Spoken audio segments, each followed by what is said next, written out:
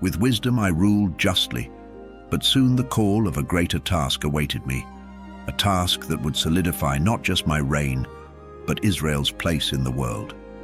It was time to build a house for the Lord, a temple like none had ever seen before. My father, David, had a dream, a vision that burned in his heart all his life. He longed to build a house for the Lord, a place where God's presence would dwell among his people. But it was not for him to do. God had made it clear David was a man of war, a man whose hands were stained with blood, and it would fall to me, his son, to bring this vision to life. The task of building God's holy dwelling place, a temple to the Almighty, was mine. The weight of this responsibility was more than just the construction of stone and cedar. It was the fulfillment of a promise, a sacred covenant between God and Israel. This temple would not merely be a building, it would be the heart of our nation, the dwelling place of the Most High. It would stand as a symbol of God's favor, a reminder that we, his chosen people, were set apart for his glory.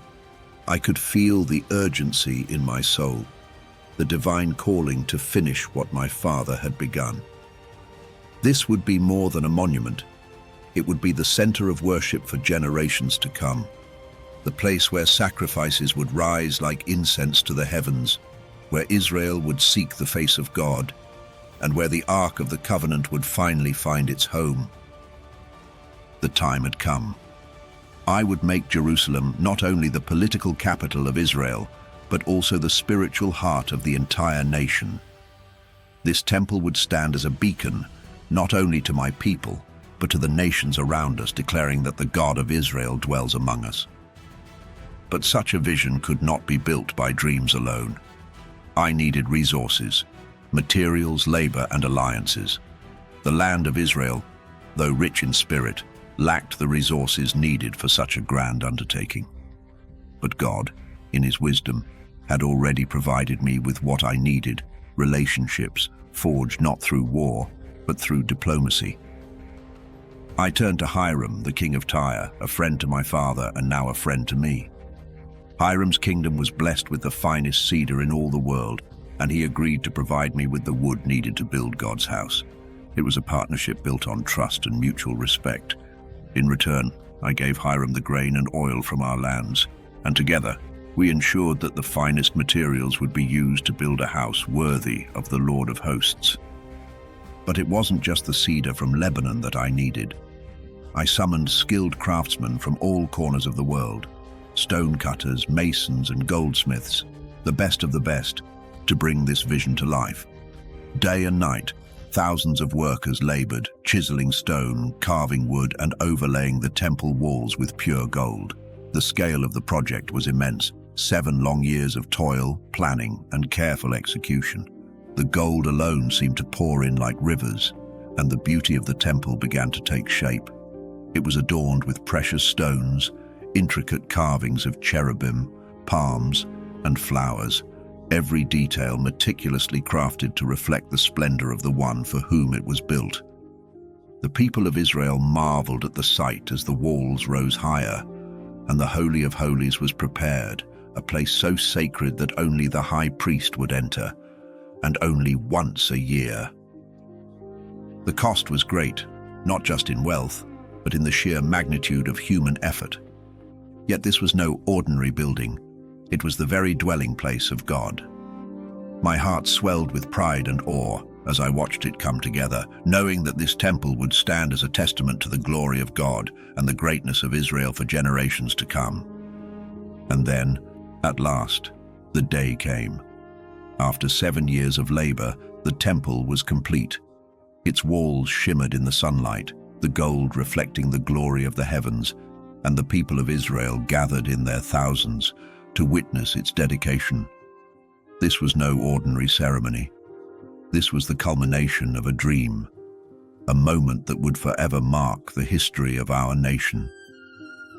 The Ark of the Covenant, the very symbol of God's presence with his people, was carried with great reverence into the Holy of Holies. The priests, clothed in white, moved with solemn grace, and as the ark was placed within its sacred chamber, a cloud descended upon the temple, a cloud so thick, so overwhelming, that the priests could not stand to minister. The presence of the Lord filled the house in a way that none of us had ever experienced before. It was as if heaven itself had touched the earth. I stood before the people, my heart full, and I raised my voice in prayer. I called upon the Lord, asking him to hear the cries of his people, to be present in this house we had built for him. O Lord, our God of Israel, I prayed, there is no God like you, in heaven above or on earth below, keeping covenant and steadfast love with your servants who walk before you with all their heart. I asked him to watch over this place, to hear the prayers that would be offered here, to forgive when we repent, and to show mercy when we falter. This was not just a house of stone, it was a house of prayer, a place where the heart of Israel would meet the heart of God. The people stood in awe as I spoke, their faces lifted toward the heavens. This was not merely a dedication, it was a moment of unity, of national pride. We were not just a people ruled by a king. We were a people bound to our God, and this temple was the physical manifestation of that bond. It was a day of joy, of celebration, of sacrifice and worship. Thousands of burnt offerings were made, and the people rejoiced, knowing that the Lord had chosen to dwell among them. And as I looked upon the completed temple, I knew that this was the high point of my reign. Under my reign, Israel entered its golden age. It was a time unlike any other, a time of peace, prosperity, and splendor that stretched across the land like a bright dawn.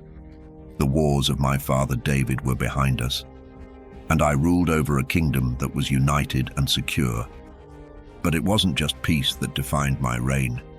It was the wealth, the abundance, the overflowing prosperity that seemed to pour into Israel from all corners of the earth. Trade flourished in ways that my ancestors could scarcely have imagined. Our merchants sailed the seas and caravans crossed the deserts, bringing with them spices, gold, and treasures from distant lands. The wealth of nations flowed into Jerusalem, and the city became a beacon of greatness. Silver was as common as stones in the streets, and gold adorned everything, from the palace to the temple. The city gleamed, its riches reflecting the glory of the Lord who had blessed us so abundantly. But this prosperity was not by chance. I forged alliances with kings and queens from distant lands, marrying the daughters of powerful rulers to ensure peace and cooperation. These marriages were not just symbols of unity, they were the strategic threads that bound the great powers of the region together in harmony. With each new alliance, Israel's borders grew stronger, and our influence spread far beyond our own territory. Israel was the envy of the world. Our kingdom was vast, our coffers full, and our people content. The land flowed with milk and honey, and I, Solomon, was its shepherd, wise, powerful, and blessed beyond measure. And then she came, the Queen of Sheba. Her name alone stirred intrigue, whispered in royal courts and among the common people alike. She ruled a distant and mysterious land, a place of riches and wisdom. The stories of my wealth, wisdom, and splendor had reached her ears, and she could not resist the journey to see for herself if the tales were true. She arrived with a great caravan, camels laden with spices, gold, and precious stones. Her retinue filled the streets of Jerusalem, and all of Israel marveled at the spectacle. When she entered my court, the air was thick with anticipation. She was a queen of great intellect, and she had come not just to witness my wealth, but to test me. She came with riddles, questions, challenges, each one designed to probe the limits of my wisdom. Yet for every question she posed, I had an answer. For every riddle, a solution. We spoke of matters of the heart, of politics, of philosophy and faith, and each time I spoke, her eyes widened in admiration. She had come seeking wisdom, and she found it, not in books or scrolls, but in the words that God had given me. Days passed, and she marveled not only at my words, but at the opulence of my palace, the organization of my kingdom, and the dedication of my servants. She could scarcely believe her eyes. "The reports I heard in my own land," she said, "were true, but they did not even tell half of the greatness I see before me. Your wisdom, your wealth, it surpasses everything I could have imagined." Her words were not just a compliment. They were a confirmation that Israel had risen to heights unknown. When the Queen of Sheba finally departed, she left with gifts, blessings, and a bond of respect between our nations. Her visit was not just a moment of personal triumph. It was the pinnacle of Israel's international prestige. The world looked upon my reign with wonder, and my fame spread like wildfire across the lands. But my wealth was not contained to mere treasures. The grandeur of my reign was evident in the works of my hands, the buildings that rose from the earth, the projects that reshaped the very landscape of Israel. After the temple was complete, I turned my attention to my own palace, a place of such beauty and magnitude that it took 13 years to complete. Cedar beams, ivory, and gold filled the halls. I built gardens, terraces, and pools, creating an oasis in the heart of Jerusalem.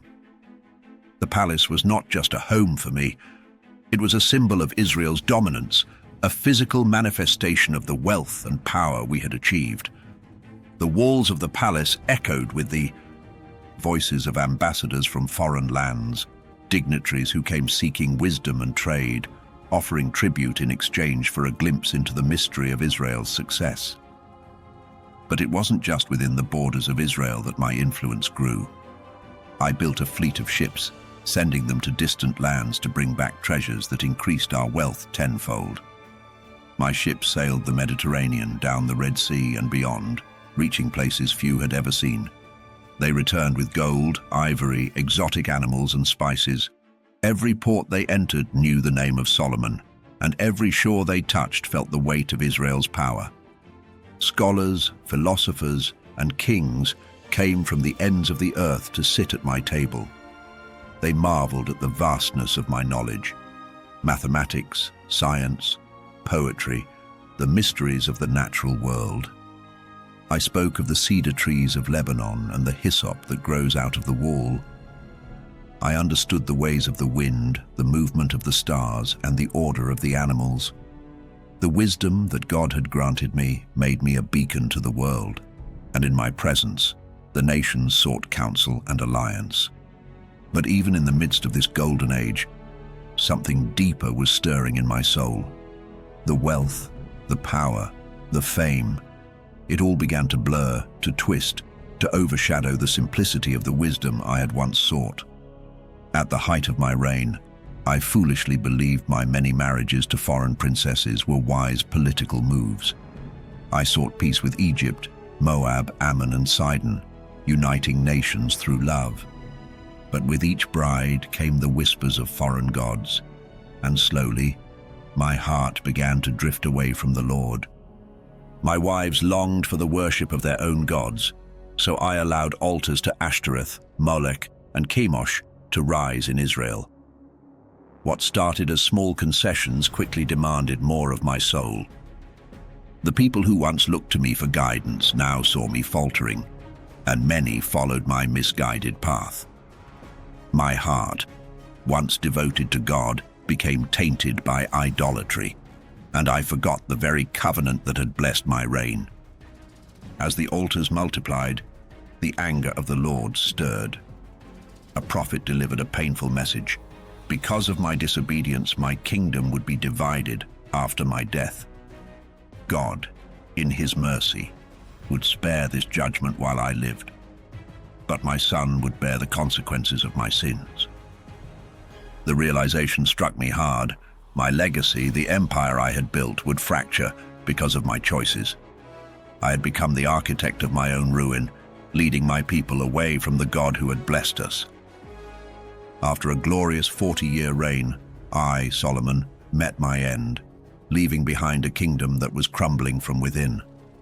My son, Rehoboam, inherited not just a throne, but a legacy fraught with challenges. Ignoring the wisdom I once treasured, he imposed harsh burdens on the people, leading to rebellion. 10 tribes broke away, forming the northern kingdom of Israel, while only Judah remained loyal. My once united empire was now divided, and the seeds of my own failures had grown into a bitter harvest. My legacy is a reminder that wisdom without humility leads to arrogance, and power without righteousness sows destruction.